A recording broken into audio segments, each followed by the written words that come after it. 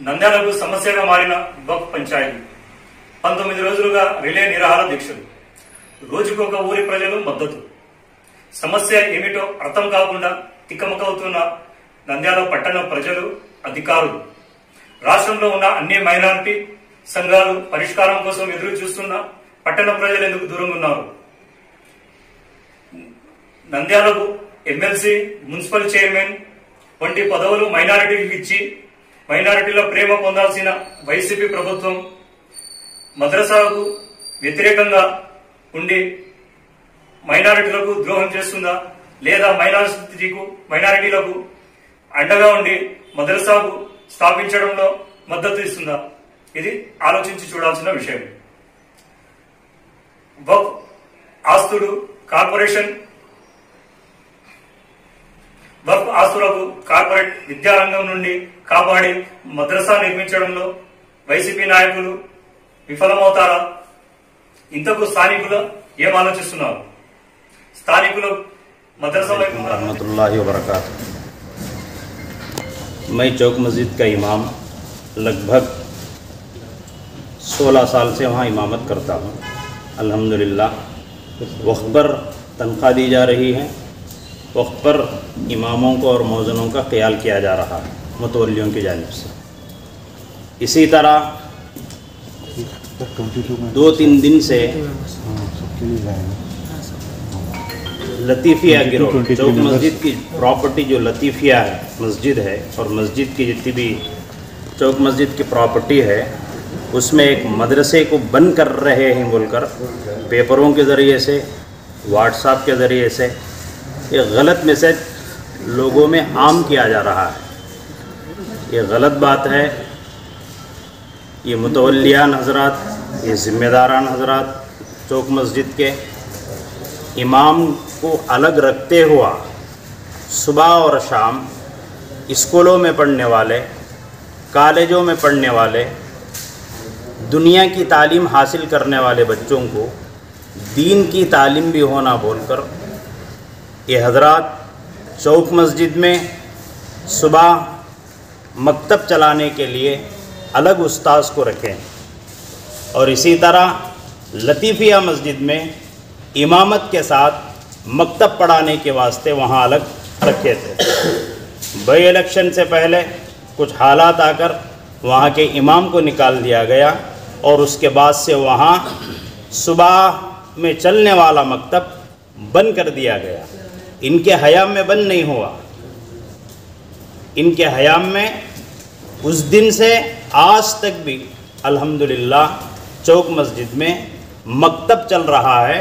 जो बच्चे स्कूलों में 1 क्लास, 2 क्लास, 5 क्लास, 10 क्लास पढ़ते हैं, इंग्लिश मीडियम पढ़ते हैं, वैसे बच्चों को उनके माँ बाप को बोलकर मस्जिद को बुलाकर मस्जिद में उनको कुरान सिखाया जाता है, नूरानी क़ायदा सिखाया जाता है, खाने पीने की, सोने की दुआएं सिखाई जाती हैं।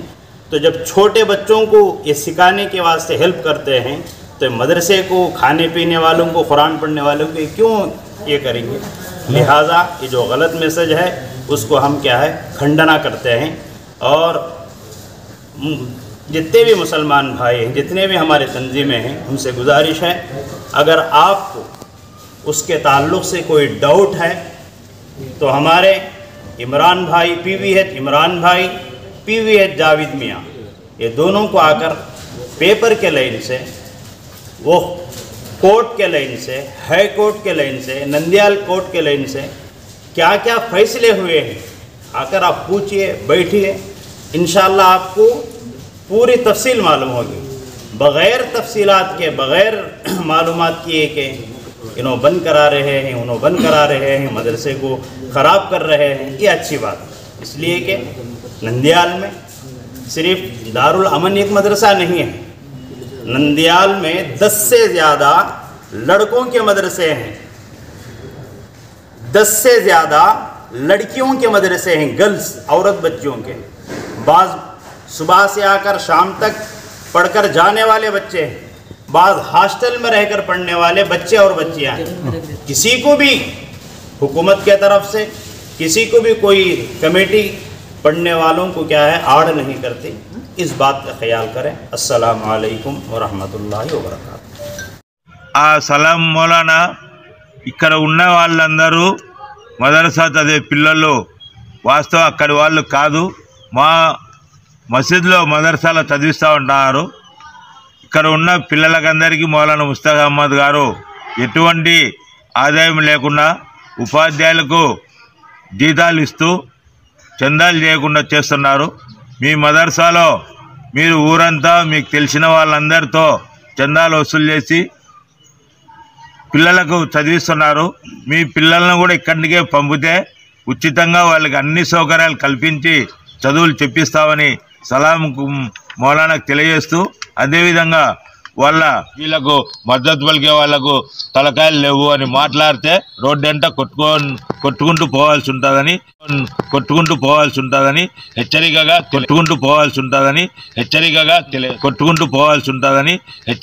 తెలియజేస్తాం. तुम्हारा भी मदरसा है, तुम्हारे भी पास मदरसा है, अगर वो भी तुम्हें देना चाहते हैं तो इंशाअल्लाह आज साथियाँ तैयार हैं, हम लोग भी हैं उसमें कि हम उसको बग़ैर चंदे के मदरसा चलाने तैयार हैं।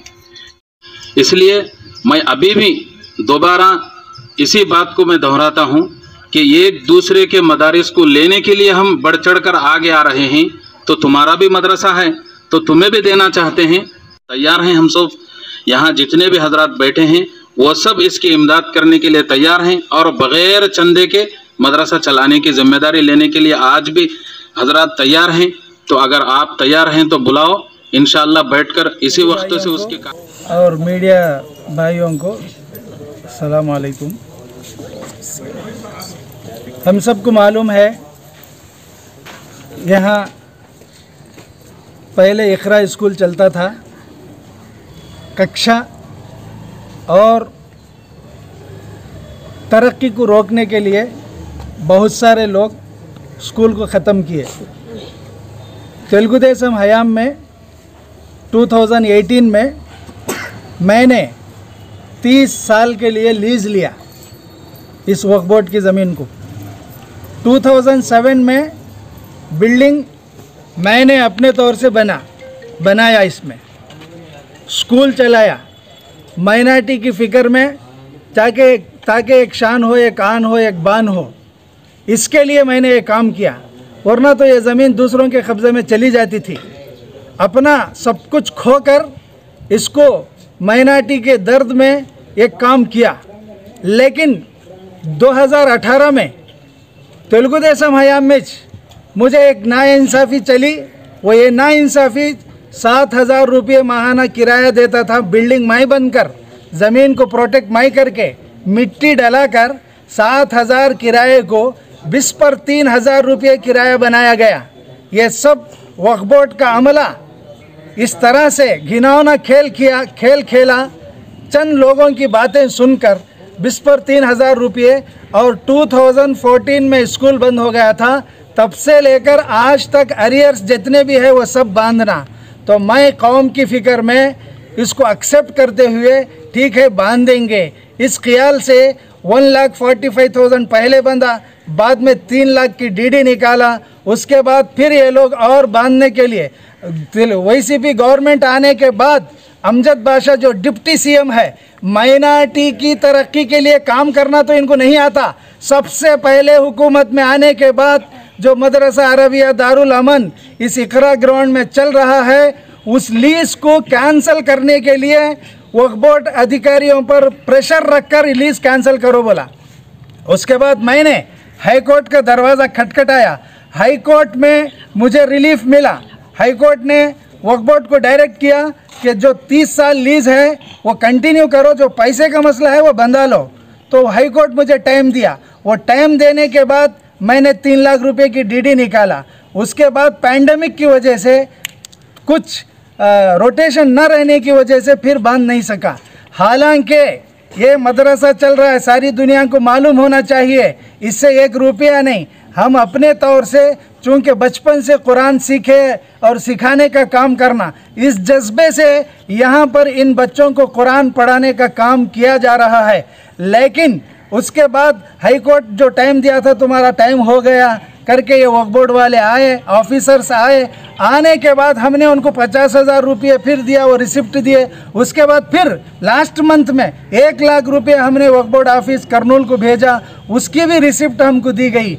आज आकर ऊपर से आर्डर है हम सीज करते हैं। बड़ी बेशर्मी की बात है, कई लोग वक्फ बोर्ड के प्रॉपर्टियों पर इंजॉय करते हुए अपनी ज़ाती प्रॉपर्टी के जैसे ज़मीन में वेंचर डालकर बिजनेस कर रहे हैं। कई लोग बिल्डिंगें बांधे हैं। यहाँ रैतू नगर में 72 एकड़ ज़मीन है। शर्म से डूब मरना चाहिए डिप्टी सीएम अमजद बादशाह को। यहाँ जो बच्चे कुरान पढ़ रहे हैं उन बच्चों के खिलाफ ये काम किया जा रहा है। जगन मोहन रेड्डी सरकार को समझना चाहिए, देखने के लिए चंद पोस्ट देने से मुसलमानों की हमदर्दी कभी नहीं ली जा सकती, इसलिए कि मुसलमानों को एक संक्षेमम नहीं, एक अभिवृद्धि नहीं, एक तरक्की नहीं, उल्टा फिर जो मदरसा यहाँ चल रहा है इसको ख़त्म किया जाए, कुरान की तालीम को रोक लगाई जाए। इस कुट्रे के साथ में आज जगन मोहन रेड्डी सरकार ये कर रही है। हम डरने वाले नहीं हैं। तेलुगु देशम पार्टी में हैं तो वाईसीपी वाले जो प्रेशर डालते हैं, अधिकारियों को भी समझना चाहिए हुकूमत हमेशा नहीं रहती। आप अपने अखलाक से रहना चाहिए और ह्यूमैनिटी ग्राउंड्स पर भी आपको काम करना चाहिए। यहाँ क्या चल रहा है उस पर भी देखना चाहिए। अगर आप में दम है तो जो लोग कड़पे में वक्फ बोर्ड के ऑफिस पर थिएटर, रवि थिएटर के नाम से बांधे हैं, उसको बचाओ। वहाँ करनूल में 12 एकड़ में वेंचर चल रहा है, उसको बचाओ वक्फ बोर्ड की। और करनूल के एमएलए के पास वक्फ बोर्ड की प्रॉपर्टी कब्जे में है, उसको बचा लो। और यहाँ रैतू नगर में 72 एकड़ है और कई जगह 5-10 एकड़ में वेंचर डालकर बेचा गया है, उसको बचाने की तुमको हिम्मत नहीं है। यहाँ मदरसे को खराब करना, कुरान की तालीम को रोक लगाना, ये बड़े शर्म से डूब मरने की बात है। तुम लोग ये काम कर रहे हो, प्रेशर में कर रहे हो, हम भी जानते हैं, लेकिन हम डरने वाले नहीं हैं। ఈ రోజు నేను జావేద్ మియా అనే నేను ఈ మసీదు పెద్దగా ధర్మకర్తగా మాట్లాడాలని ఈ రోజు ముందుకు వచ్చాను. రావడానికి కారణం ఈ రోజు జరిగిన ఒక సంఘటన. అది ఏంటి అంటే ముస్తాక్ అహ్మద్ అనే ఒక వ్యక్తి ఈ చౌక్ మసీద్ ప్రాపర్టీకి సంబంధించిన ఒక స్థలంలో ఇక్రా స్కూల్ అని నడిపించేవాడు. ఆ నడిపించడం సరిగ్గా కావకపోవడం వల్ల, వేరే వేరే కారణాలు, తను డబ్బు కట్టడం పోవడం వల్ల, ఎన్నో సమస్యలు తను చేయడం వల్ల తనని ఈరోజు ప్రభుత్వం వారు కోర్టు ఆర్డర్ ప్రకారం డబ్బు చెల్లించకుండా ఉన్నందుకు ఒక డిఫాల్టర్గా ఐడెంటిఫై చేసి కొన్ని సంవత్సరాల నుంచి 8 సంవత్సరాల నుంచి తను డబ్బులు కట్టకుండా ఈ మసీదు ప్రాపర్టీకి సంబంధించిన దాంట్లో ఉంటూ ఎన్నో రకాలుగా మమ్మల్ని ఇబ్బంది పెడుతూ అక్కడే కబ్జా చేసుకొని కూర్చున్నాడు. మేము ఆయన ఈరోజు ఇచ్చిన మీడియా స్టేట్మెంట్ని ఖండిస్తున్నాం. ఆయన తను చేసిన తప్పుదాలను దాపెట్టుకొని ఈరోజు తనని వైఎస్ఆర్సీపీ ప్రభుత్వము తనని బాధ పెడుతుందని వేరే వేరే పేర్లు, మినిస్టర్ గారి పేర్లు, ఎమ్మెల్యే గారి పేర్లు తీసుకొని తను ఒక తప్పుడు మెసేజ్ని అందరికీ పంపిస్తున్నాడు. అది ఖండిస్తూనే ఈరోజు మేము కొన్ని రుజువులు ఏవే మా దగ్గర సాక్ష్యాలు ఉన్నాయో అవి మీకు చూపించాలని ముందుకు వచ్చాం. ఇది 2008లో మేము తనకు అగ్రిమెంట్ చేసి ఆ మసీదు ప్రాపర్టీలో స్కూల్ నడపడానికి లీజుకి 1 సంవత్సరంతో అగ్రిమెంట్ చేస్తూ ఒక ధర్మకర్తగా ఇచ్చాం. కానీ తను స్కూలు ఐడెంటిఫికేషన్ కోసం, స్కూల్కి అప్రూవల్ కోసం ఒక దొంగ అగ్రిమెంట్ తయారు చేశాడు. ఏది ఆ సర్వే నంబరు ఉన్న స్కూల్ ప్రాంగణానికి తగులుకొని 2183 అనే సర్వే నంబరు పేరు మీద బాలిరెడ్డి అనే వ్యక్తితో, ఇక్కడ ఆయన ఫోటో కూడా ఉంది, బాలిరెడ్డి అనే వ్యక్తితో 10 సంవత్సరాల అగ్రిమెంట్ చేసుకొని ఎడ్యుకేషన్ డిపార్ట్మెంట్ వాళ్ళకి 10 సంవత్సరాలు నేను అగ్రిమెంట్ ఉంది, సో నాకు స్కూలు నడపడానికి ఛాన్స్ ఇవ్వండి అని చెప్పి అప్రూవల్ తెచ్చుకున్నాడు. కానీ తన స్కూలు ఉన్నది, ఆ బిల్డింగ్ నడిపించినది 2179 అనే చౌక్ మసీదు ప్రాపర్టీ. ఈ విషయం మాకు తెలియదు. మాతో ప్రతి సంవత్సరం అగ్రిమెంట్ చేస్తూనే వెనకే తన దురాలోచనతో ఒక 10 సంవత్సరాలు ఏదైతే మినిమం కావాలి ఒక ఎడ్యుకేషన్ డిపార్ట్మెంట్కి, అది ఒకటి తయారు చేసుకొని తను ఆ తప్పుడు డాక్యుమెంట్ని సబ్మిట్ చేసి అప్రూవల్ తెచ్చుకున్నాడు. 2008 నుంచి 2011-12 వరకు మాతో బాగానే ఉండి, దాని తర్వాత తన తప్పుడు ఆలోచనతో మాకు డబ్బులు కట్టడం ఆపేశాడు. ఆ ఆపడంతో ఒక డిఫాల్టర్ని మేము అగ్రిమెంట్ క్యాన్సిల్ చేశాం. క్యాన్సిల్ చేసిన తర్వాత తను నేనే ఖర్చు పెట్టాను, నేనే అంతా చేశాను, అన్నీ నేనే చేస్తున్నాను ఆ స్థలానికని ఒక తప్పుడు మెసేజ్ తీసుకొని, ఒక తప్పుడు డాక్యుమెంట్లు తీసుకొని కోర్టును ఆశ్రయించాడు. అది 2012లో నంద్యాల సబ్ కోర్టులో ఒక కేసు ఫైల్ అయ్యింది. 2012లో ఫైల్ అయిన కేసు ఈ సంవత్సరం 2020లో జడ్జిమెంట్ వచ్చింది. ఏమని? జనవరి 2020లో జడ్జిమెంట్ వచ్చింది. ఏమని? నువ్వు ఒక డిఫాల్టర్, నువ్వు కావాలనే తప్పు చేశావు, నువ్వు కావాలనే చీటింగ్ చేశావు అనే ధోరణి నీది ఉంది కాబట్టి నువ్వు ఒక డిఫాల్టర్, నువ్వు బయటికి వెళ్ళాలనే జడ్జిమెంట్ 2020లో OS నంబర్ 27 ఈ కేసు మేము గెలిచాము. కానీ ఈ మధ్య కాలంలో తను చేసినది ఇంకా పెద్ద తప్పులు ఉన్నాయి. అవి ఏమంటే 2017లో జరిగిన బై ఎలక్షన్లో టీడీపీ వారితో పాటు తిరిగి వారి అండదండలు తీసుకొని వాళ్ళను తప్పుదోవ చూపించి తను అంతా కరెక్ట్ చేశానని చూపించుకోవడానికి వాళ్ళకి కూడా అంతా తప్పు చూపించి తనే కరెక్ట్ అని చెప్పి మమ్మల్ని, ధర్మకర్తలుగా ఉన్న మమ్మల్ని ఒప్పుకోనందువల్ల తనకు మళ్ళీ ఇవ్వడాలి అగ్రిమెంట్ అని ఒప్పుకోకపోవడం వల్ల మమ్మల్ని కక్ష కట్టి తీయించేశాడు. ఆ కక్ష కట్టి తీయించి మరో మాసంలోనే తనకు అక్కడ నుంచి అగ్రిమెంట్ చేసుకున్నాడు 30 సంవత్సరాలకని. కానీ ఆ 30 సంవత్సరాల అగ్రిమెంట్లో కూడా వక్ఫ్ బోర్డు ఏం రాస్తుంది? నువ్వు అన్ని డబ్బులు కట్టి డబ్బులు చెల్లించు అని చెప్తుంది. కానీ అతను డబ్బులు కట్టలేదు. 2018 మే నెలలో జరిగిన ఈ ఫస్ట్ ప్రొసీడింగ్ నుంచి 2019లో తనకు 30 సంవత్సరాలు డబ్బులు కట్టకుండానే 30 సంవత్సరాలు ఇచ్చిన లీజుది దానికి కూడా చూపించి తను డబ్బులు కట్టకుండా అక్కడే ఉండిపోయాడు. ప్రతి పరంగా ప్రతి వైపుగా తను చేస్తుంది అన్నీ తప్పులే. కాబట్టి ఈ తప్పు తను డబ్బులు కట్టట్లేదని ఇప్పుడు వచ్చిన గవర్నమెంట్ కానీ ప్రభుత్వ ఉద్యోగులు కానీ వాళ్ళు వక్ఫ్ బోర్డు వాళ్ళు ఐడెంటిఫై చేసి నువ్వు ఒక డిఫాల్టర్వి, నువ్వు తప్పు చేస్తున్నావు, నువ్వు ఇలా చేయకూడదు, నువ్వు ఖాళీ చేయాలి అని చెబితే మళ్ళీ హైకోర్టును ఆశ్రయిస్తే హైకోర్టు ఏం చెప్పింది? 2021లో ఆగస్టు నెలలో ఒక జడ్జిమెంట్ ఇచ్చింది. నువ్వు కొన్ని రోజుల్లో డబ్బులు కట్టాలి, 2 వారాల్లో డబ్బు కట్టాలి, కట్టని పక్షాన నీకు ఇంకో ఎక్స్టెన్షన్ ఉండదు అని చెప్పి వాళ్ళు ఖచ్చితంగా క్లారిటీగా చెప్పారు. చెప్పిన తర్వాత కూడా ఆగస్టు 2021 నుంచి ఇప్పటికీ అన్ని నెలలు దాటిపోయాయి, కానీ దాని డబ్బులు కట్టలేదు.